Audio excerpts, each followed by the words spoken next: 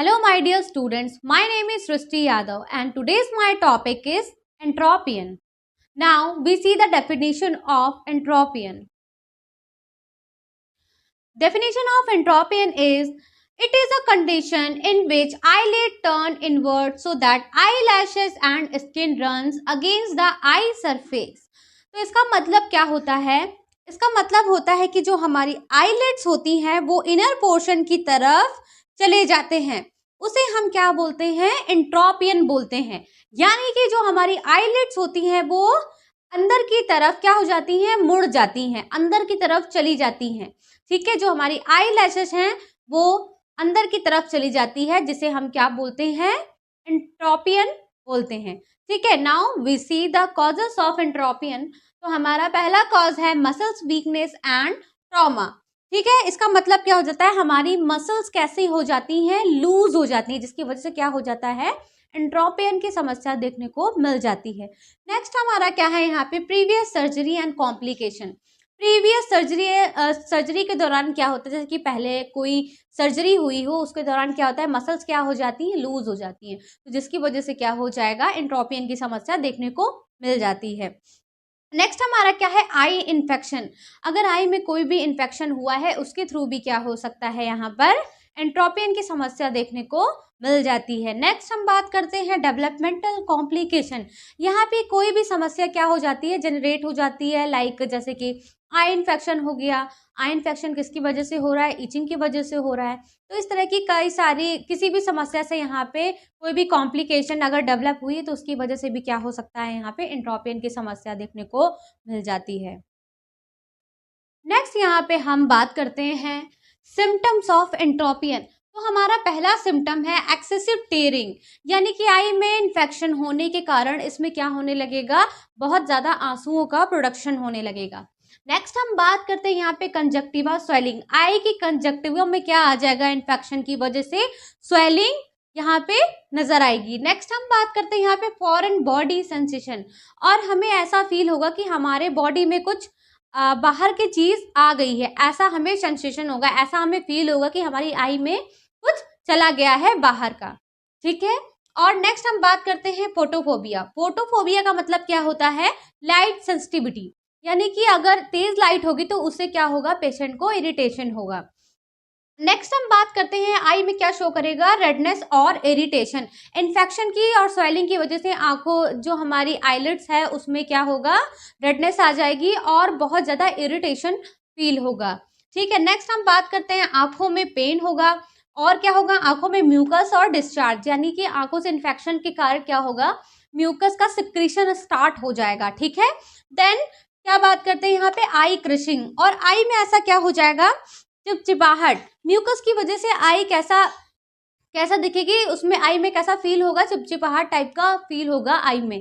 ठीक है, then next बात करते हैं कॉर्नियल अल्सरेशन एंड स्कारिंग। यहाँ पे क्या होता है? कॉर्निया में क्या अल्सरेशन होने लगेगा। अल्सरेशन क्यों होगा?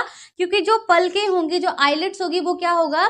आई में रगड़ खाएगी, जिसकी वजह से क्या होगा? उसमें अल्सर्स हो सकते हैं, और जो वहाँ की स्किन है वो कैसी हो जाएगी? उसमें स्कार का फॉर्मेशन होने लग जाता है। ठीक है, अब इसमें हम यहाँ पे बात करते हैं द डायग्नोसिस ऑफ एंट्रोपियन। ठीक है, हमने अब यहाँ पे हम यहाँ समझते हैं कि डायग्नोसिस क्या है एंट्रोपियन का। तो सबसे पहले हम क्या करेंगे? हिस्ट्री टेकिंग, यानी पेशेंट का क्या करना है? हमें हिस्ट्री जाननी है कि उसे पहले भी कभी ये बीमारी हुई थी या नहीं हुई थी। ठीक है, देन उसके बाद हम बात करेंगे फिजिकल एग्जामिनेशन। फिजिकल एग्जामिनेशन में हम क्या करते हैं? स्लिट लैम्प एग्जामिनेशन करेंगे, जिसके थ्रू ये पता चलेगा आई में कोई प्रॉब्लम है या नहीं है।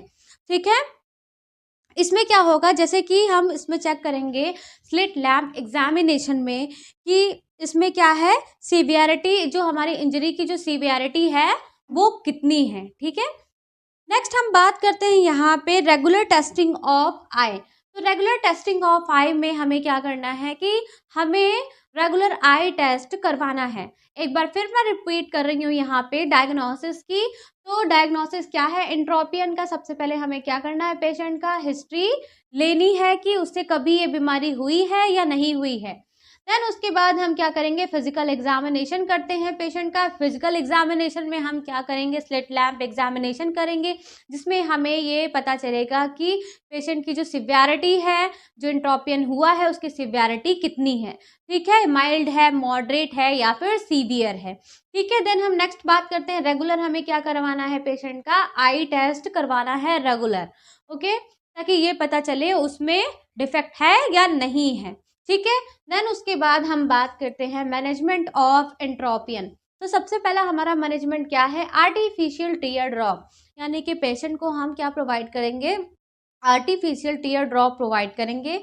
और क्या प्रोवाइड करेंगे, यहाँ पे लुब्रिकेटिंग ऑइंटमेंट प्रोवाइड करेंगे। लुब्रिकेटिंग ऑइंटमेंट इसलिए प्रोवाइड करेंगे ताकि यहाँ पे जो इन्फ्लामेशन हुआ है और जो आंखें चिपक रही हैं वो क्या हो सके, लुब्रिकेट हो सके। ठीक है, देन उसके बाद हम बात करते हैं पेशेंट को हम प्रोवाइड करेंगे कुछ एंटीबायोटिक्स और कुछ इन्फ्लामेटरी ड्रग्स हम पेशेंट को प्रोवाइड करेंगे, ताकि जो आई में इन्फ्लामेशन हुआ है, जो इसमें बैक्टीरिया का एंट्रेंस हुआ है, वो क्या हो सके, कम हो सके। ठीक है, देन उसके बाद हम यहीं पे बात करते हैं सर्जिकल मैनेजमेंट की। तो सर्जिकल मैनेजमेंट में हमारा क्या बताया गया है, आईलिड रिटार्डेशन।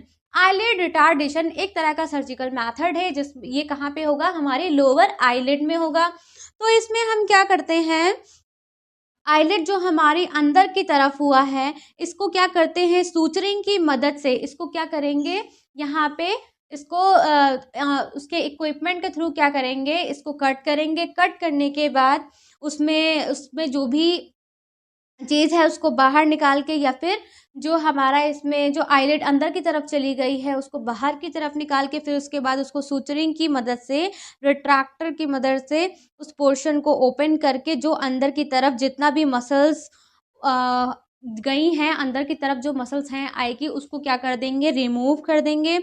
और उसके बाद हम सूचरिंग की हेल्प से क्या करेंगे, उसको क्लोज कर देंगे। फिर उसके बाद ये हमारी आई कैसी हो जाएगी, लोअर आईलिड नॉर्मल आईलिड की तरह हो जाएगी, फिर से अपने पुरानी पोजीशन पे आ जाएगी। एक बार फिर समझा रही हूँ क्या होता है आईलिड रिटार्डेशन।